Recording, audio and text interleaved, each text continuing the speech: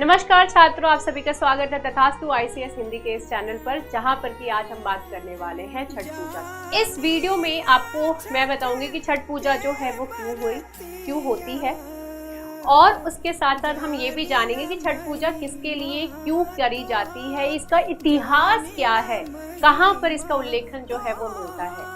छठ पूजा जो कि 4 दिनों का महापर्व है, तो ये 4 दिनों में क्या क्या चीजें होती हैं और इससे जुड़े और भी बहुत सारी चीजें जो हैं वो हम यहाँ पर जानेंगे। तो चलिए शुरू करते हैं इस वीडियो को, लेकिन उससे पहले आप सभी को बहुत बहुत बधाइयाँ छठ पूजा की। छठ, ये जो छठ शब्द है ये संस्कृत शब्द षष्ठी से आया है। षष्ठी यानी कि दिवाली के छठवें दिन जो है वो छठ पूजा होती है। तो दिवाली के तारीख देखने के बाद छठवां दिन देख लिया जाता है कि हाँ भाई यहाँ से जो है महापर्व हमारा छठ पूजा शुरू हो जाएगा। छठ पूजा बिहार और उत्तर प्रदेश में, झारखंड में भी बहुत सारी जगहों पे जो है मनाया जाता है, लेकिन इसका जो एक आप गढ़ माने इस पूजा का, जो कि बहुत ज्यादा हर्षोल्लास से हर जगह मनाया जाता है, लेकिन सबसे ज्यादा आपको मिलेगा बिहार में। छठ पूजा में हम सूर्य देव की पूजा करते हैं, जिसमें कि उगते हुए सूर्य और उसके साथ साथ डूबते हुए सूर्य दोनों का ही पूजा होता है। यही एक ऐसा महापर्व है जहां पर डूबते हुए सूर्य की भी पूजा होती है। छठ पूजा ये छठी मैया के लिए होता है। छठी मैया कौन? तो छठी मैया जो है उनका उल्लेख आपको वेदों में मिलेगा उषा नाम से, जो कि सूर्य भगवान की पत्नी है। छठी मैया, तो ये जो पूजा है वो छठी मैया के लिए, छठी मैया को अर्पित होती है। इसमें अगर आप जो है रामायण और महाभारत की बात करें, तो अगर आप रामायण और महाभारत को अपना इतिहास मानते हैं, तो ये जो दोनों इतिहास है इसमें भी छठ पूजा का उल्लेखन मिलता है। जिसमें कि रामायण की अगर हम बात करें तो सीता मैया और राम जी जब ये वनवास से वापस आए थे, तो उसके बाद उन्होंने सीता मैया और राम जी सोच रहे थे कि हमारे ऊपर ब्राह्मण का जो वध करने का पाप है, तो इस पाप से कैसे मुक्त हुआ जाए, क्योंकि रावण जो है वो ब्राह्मण थे, इसलिए तो उन्होंने सीता मैया ने छठ पूजा करी।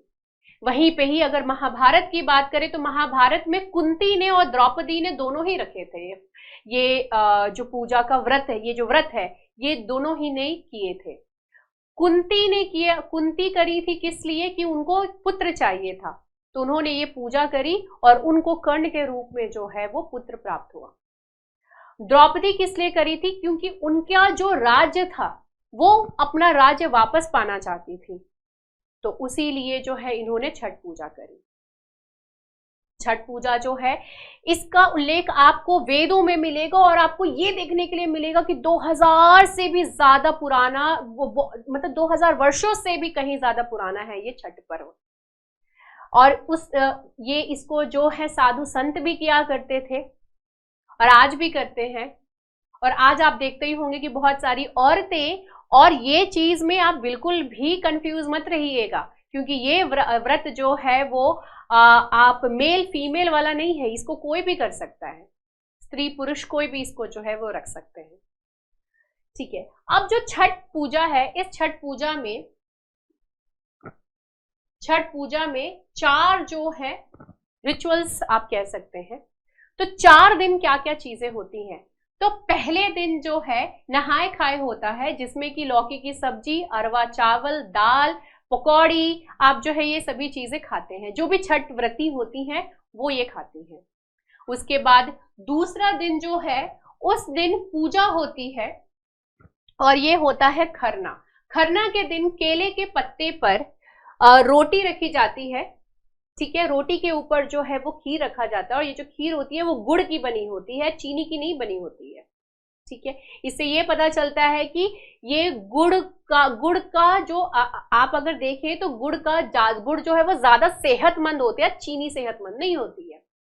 तो यहाँ पे गुड़ का खीर बना होता है, और उसके साथ साथ इस समय जो है जो भी फल उपलब्ध होते हैं उन सभी फलों को जो है वो चढ़ाया जाता है, छठी मैया की पूजा करी जाती है। जो छठ व्रती होती हैं वो पूरे दिन भूखे रहती हैं, फिर अभी जो है वो पूजा करके हवन करने के बाद जो है वो ग्रहण करती है।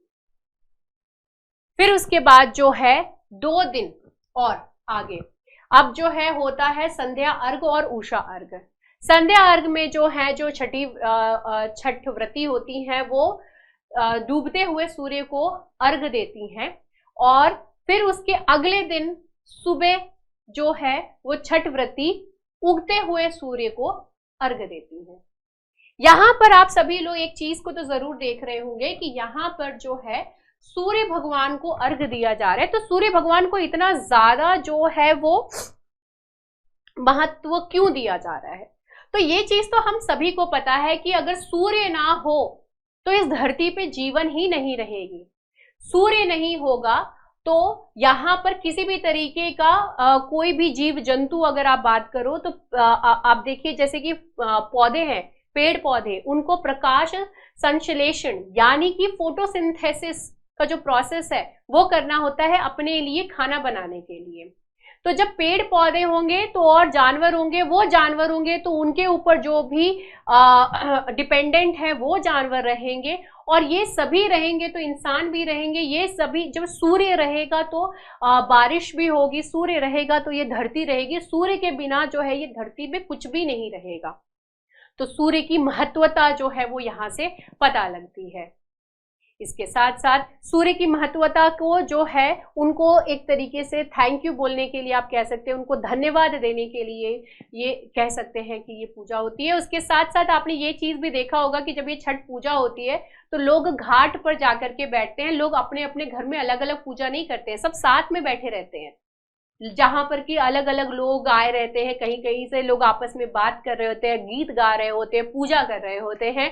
और उसके साथ साथ जब ये पूजा का समापन हो जाता है उगते हुए सूर्य को अर्घ देने के बाद, तो उसके बाद जो है यहाँ पर जो प्रसाद है वो लोगों में दिया जाता है। और उसके साथ साथ आपने देखा होगा कि सिंदूर भी लगाया जाता है, काफी नाक से लेकर के पूरा एकदम मांग जो है वो भरी जाती है, जिसमें ये उम्मीद जताया जाता है कि जिस तरीके से हम इतना लंबा जो है हम सिंदूर लगा रहे हैं, उसी तरीके से जो पति की उम्र है वो भी बहुत लंबी हो।